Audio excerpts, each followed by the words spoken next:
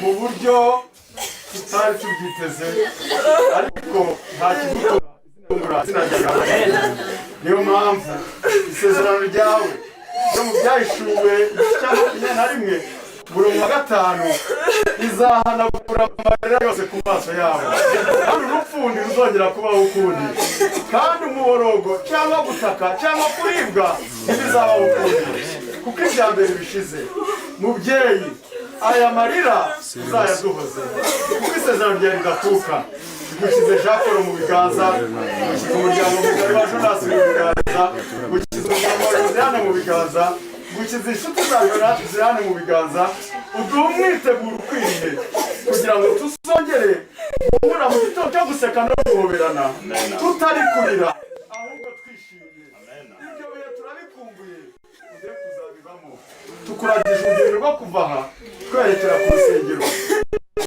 Imana ikomeze mu izina rya Yesu Kristo. Amen.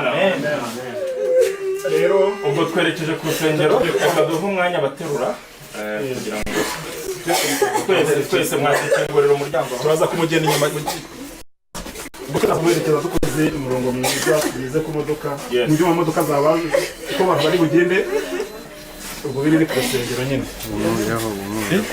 Yesu babandi baterura abantu zabona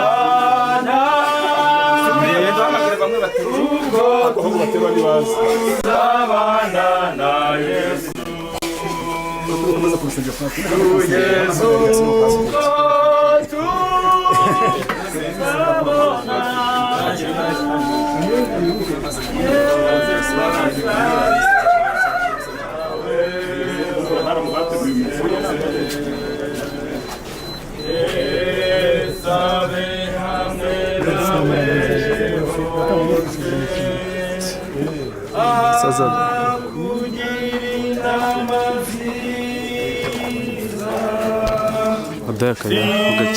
Indurufi imbere yawe, Yesu abe hamwe nawe hose, kugeza ubwo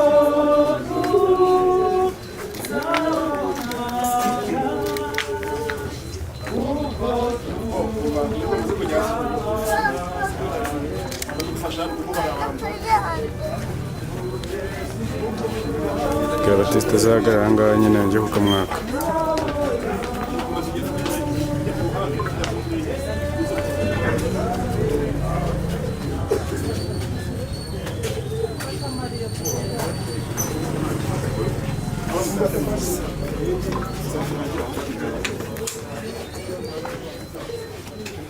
abo hirya ngaho bagire bagorora abo inyuma bagorora.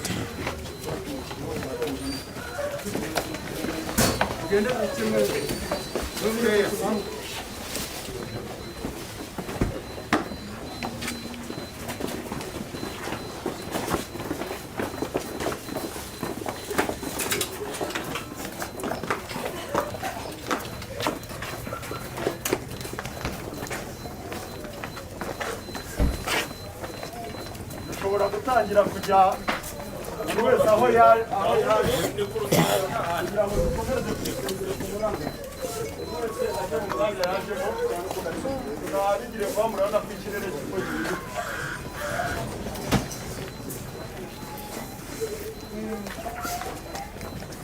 Uko tubivuga mu mikorere kubera ko igihe kiri kugenda.